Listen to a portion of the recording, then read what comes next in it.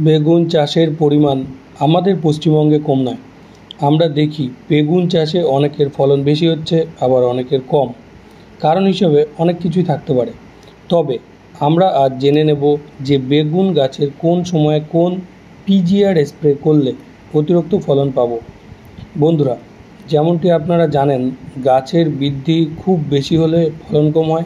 সেক্ষেত্রে গাছের অতিরিক্ত বৃদ্ধি নিয়ন্ত্রণ করা খুব জরুরি। যখন গাছের ফুল আসা শুরু হয়েছে সেই সময় যদি আপনারা চমৎকার ব্যবহার করেন তবে খুবই লাভবান হবেন। চমৎকার গাছের অতিরিক্ত বৃদ্ধিকে নিয়ন্ত্রণ করে এবং ফুল ও ফলের বৃদ্ধিতে সাহায্য করে। তাহলে বন্ধুরা, আপনারা ব্যবহার করুন চমৎকার গাছের ফুল আসার সময়। আপনাদের পাওয়া রেজাল্ট অবশ্যই আপনারা ভিডিওর কমেন্টে আমাদেরকে জানাবেন। আপনাদের কমেন্টের আশায় রইলাম। ভালো থাকবেন, সুস্থ থাকবেন। ধন্যবাদ।